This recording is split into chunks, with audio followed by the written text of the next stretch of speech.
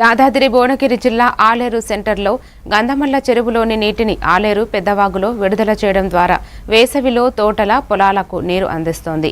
ఈ కార్యక్రమానికి ఆలేరు ఎమ్మెల్యే బీర్ల ఐలయ్య చిత్రపటానికి ఆలేరు మున్సిపల్ చైర్మన్ బీజన బాలమణి భాస్కర్, కౌన్సిలర్లు, కాంగ్రెస్ పార్టీ నాయకులు పాలాభిషేకం చేశారు.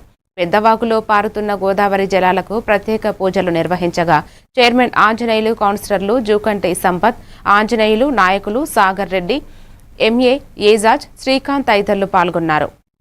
అది కాదని చెప్పిన క్రమంలో ఈ నీళ్లు పోవడం చూస్తే నిజంగా ఆలేరు ప్రజలు ఎంతో సంతోషం వ్యక్తం చేస్తారు. దానికి కారకులైన బడుగు బలహీన వర్గాల ఆశాజ్యోతి మన నీళ్ళ ఐలన్న బీర్లయ్య గారు గతంలో ఉన్న ఎమ్మెల్యే గారు ఆలేరుకు నీళ్లు తపాష్పల్లి నుంచి కానీ గంధమల్ల నుంచి రావాలంటే అది సాధ్యం కాదు అని ఆమె ఒప్పుకుని ఆ రోజు నా వల్ల అది కాదని చెప్పిన క్రమంలో ఈరోజు ఐలన్న గారు అది ఎట్లా సాధ్యం కాదు, ఆలేరు నియోజక ప్రజలందరికీ ఈరోజు నేను నీళ్ళు అందిస్తా అని చెప్పి గోదావరి జలాలు ఈరోజు గంధమల్లను నింపి గంధమల్ల ద్వారా ఈరోజు అలుగుపోసి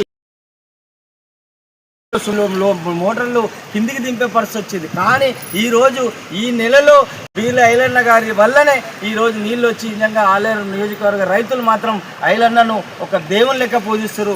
రాబోయే రోజులలో కూడా ఐలన్న గారే ఉండి ఈ రకంగా ఆలేరు నియోజక ప్రజలందరికీ రైతులకు ముఖ్యంగా అండగా ఉండి వాళ్ళని కాపాడుకుంటారని చెప్పి ఇలాగే ఆయన ఆయుర్వేదంతో ఉండి ఇలా ఎమ్మెల్యే బీర్ల ఐలయ్య గారికి ఇంత ఎండాకాలంలో కూడా